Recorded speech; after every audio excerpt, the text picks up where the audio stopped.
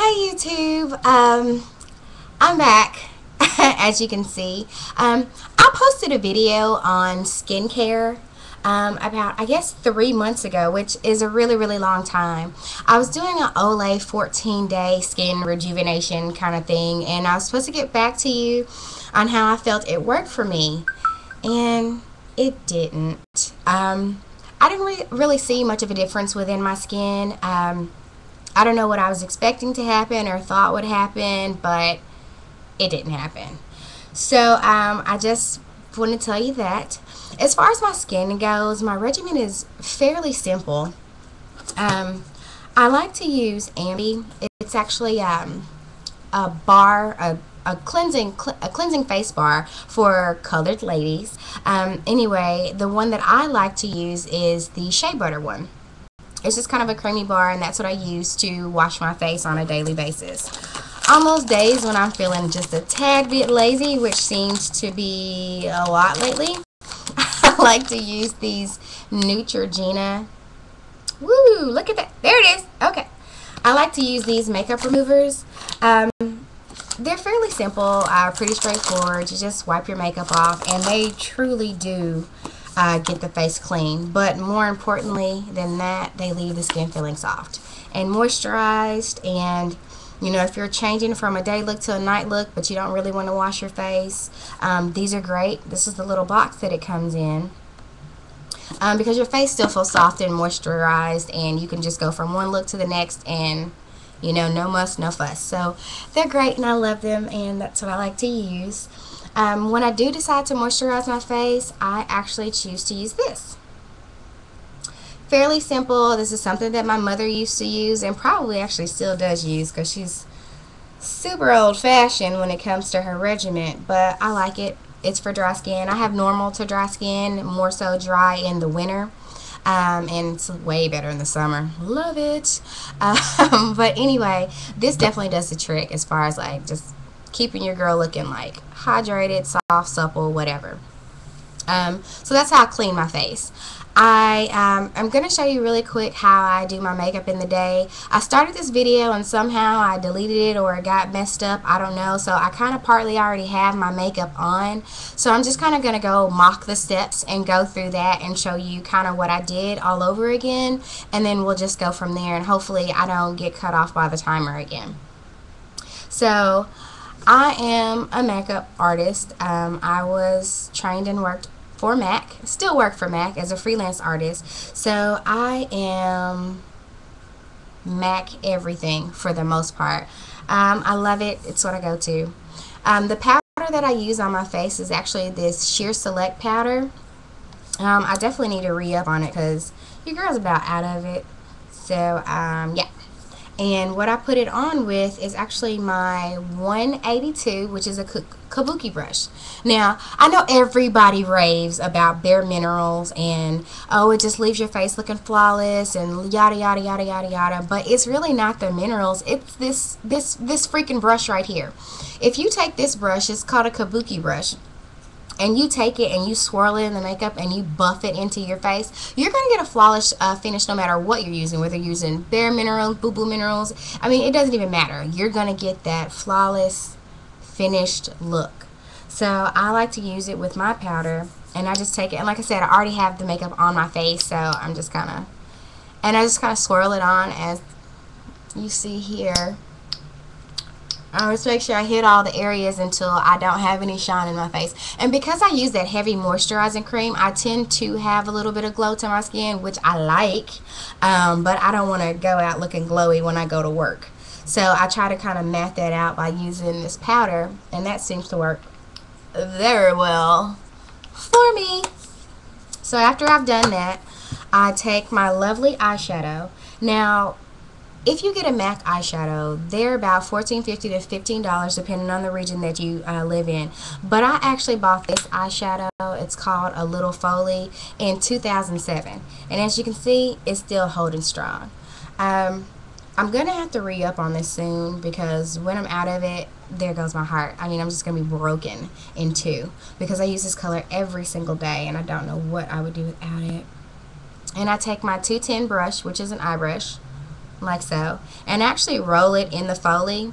And I go underneath my eyes like this and kind of give it like a halo effect.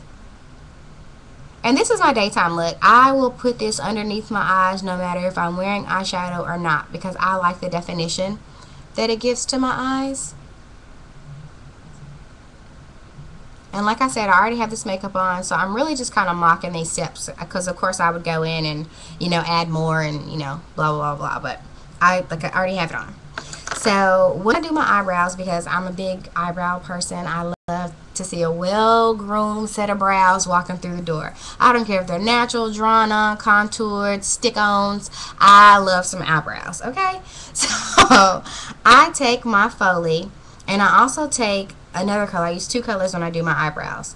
Actually kind of learned this trick years ago from this girl. She was a MAC makeup artist, and she worked at the counter with me at Park, and she did a two combination of colors in the eyebrows. She didn't use these exact colors, but I just kind of took that technique, and she actually used pencil. And I use pencil when I go out, when I want something like really crisp and clean, but for like daytime, it's not that serious.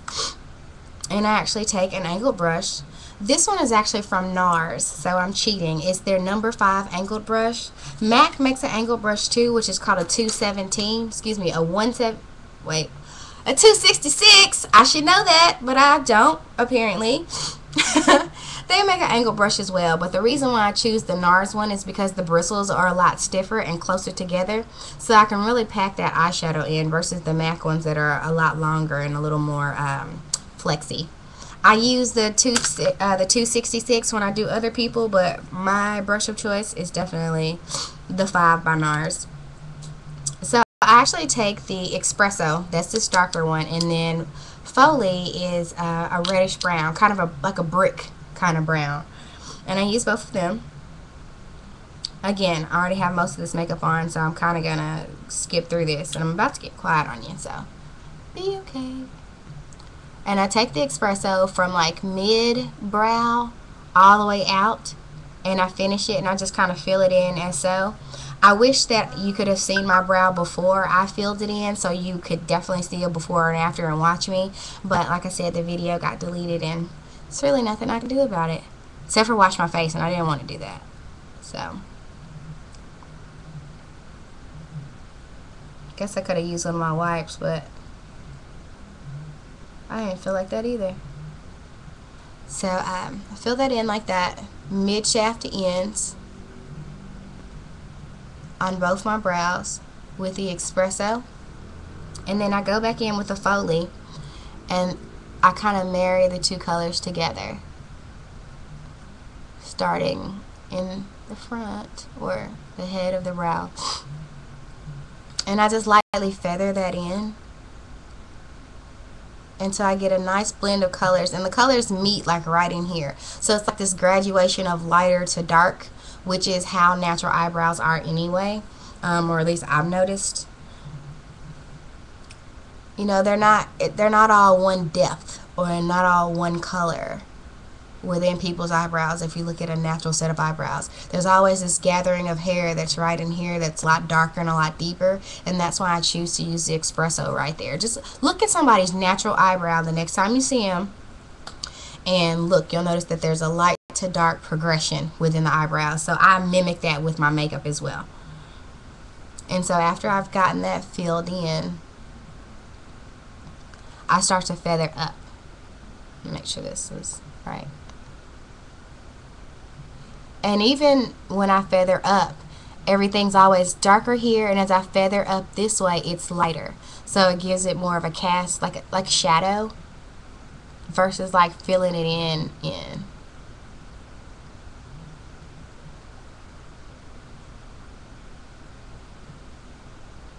And I just kind of brush that as so. And you can see the difference as I make the brow.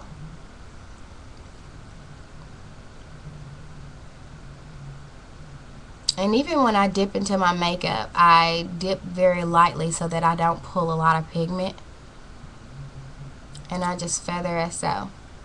And I even like to, because everything to me is dark to light, I even take a light amount of the brown and cast a shadow over the top. Because even in eyebrows, when you're cleaning up, you'll notice that the deepest concentration of hair is in the middle. And even if it's not part of your brow, you'll always notice how you have like little baby hairs like right above your brow. And so that's what I do with the lighter color. I create that babyish kind of babyish hair illusion to the top of the brow as well.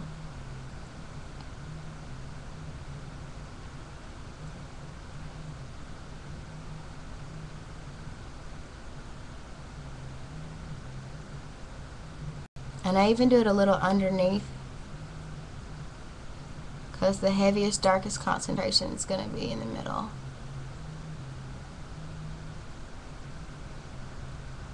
That makes me happy. I like the way that looks. Okay, so on to the next one. And I just do the same over here. Now, I'm very anal when it comes to my brows. I try to make them look exactly the same from left to right. But the thing that I have to remind myself, and that I tell people all the time, is eyebrows are sisters. They're not twins. So I have to remind myself of that as I freak every morning trying to make them exactly perfect from left to right, because it's that important.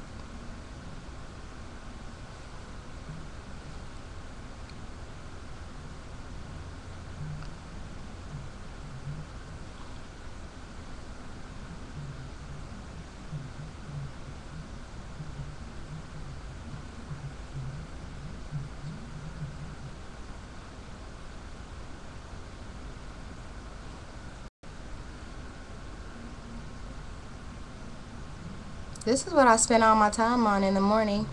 When I'm getting ready for work, it's eyebrows 15 minutes, the rest of my face 2. And really not 15 minutes, but it's definitely where the artist in me goes to work. And I feel like I got that in there. So then I take my little brow grooming brush and I just lightly brush it that way. And this actually takes a little bit of the powder out and even makes it a little lighter right there.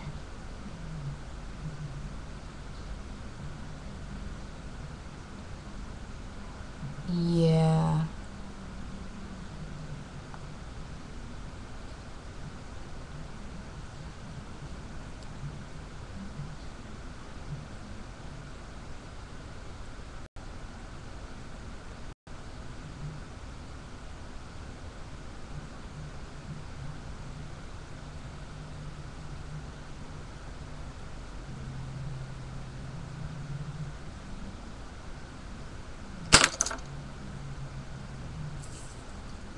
So now that I've got my brows on for the most part, and this one is like way in. I'm telling you, I do this till I get it right. And it looks like I drew that one in a little too far. So yeah.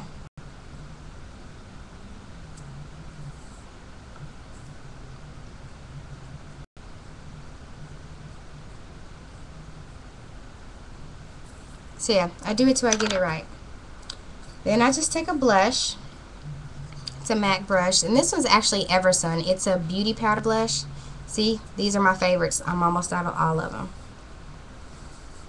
And I take my blush, and I actually take this 109 brush. I like it because it's great for contouring. It's got this blunt edge.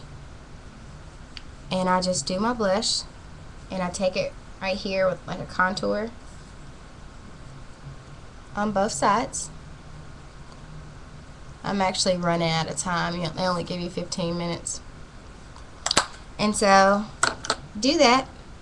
Add my Falsies mascara from Maybelline.